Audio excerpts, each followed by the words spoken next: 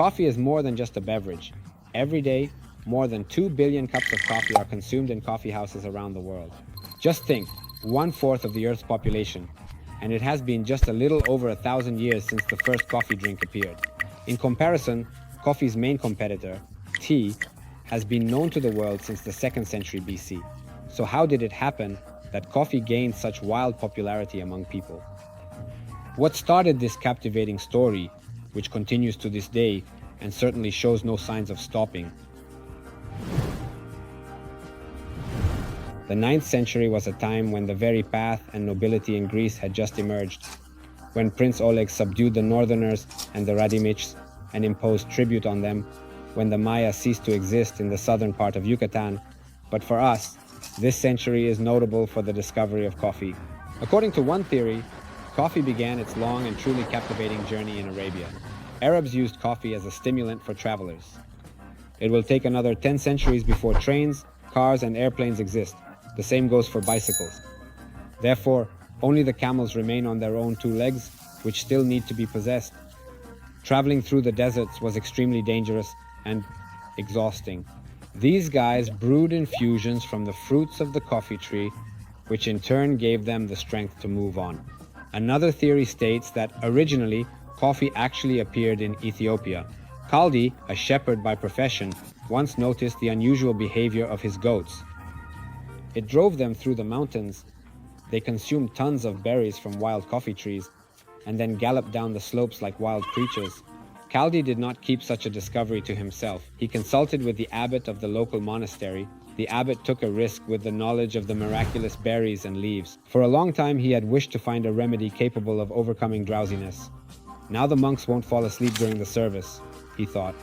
The abbot prepared his brew from leaves and berries, and oh, what a miracle it worked. Since then, drinking such a coffee beverage has become a tradition in the monastery. After that, the tradition migrated to other cities in Ethiopia and then to Yemen. But this was just the beginning. It would take another 600 years before the first true coffee house would appear. It was in Constantinople. The year was 1555. 2 enterprising merchants, Hakim from Aleppo and Shams from Damascus, were a kind of hipsters. They got tired of drinking something mundane like tea, and they decided that something needed to change. They changed it in a way that we are still dealing with the consequences today. Kavahane or Kiva Khan. Coffee house. It was there for the first time that the coffee we know today was prepared. The brew turned out to be extremely aromatic, unlike anything else, and most importantly, delicious and invigorating. It is commonly believed that it was brewed in a copper sezve, or simply in a turk, over hot coals or sand. Before this, coffee beans were carefully roasted and ground into powder using manual coffee grinders. Only men visited Kiva Khan. For them, the coffee house was something like a club. The difference in who belonged to which class and social circle was not absolute. In this place, all boundaries were blurred. Within the walls of the coffee house, people discussed politics, prohibited contracts and deals, played board games and chess, and enjoyed sorbet or dates, which paired perfectly with a cup of coffee. They smoked hookah. Workers would come there after their workday, and monks after the service at the mosque.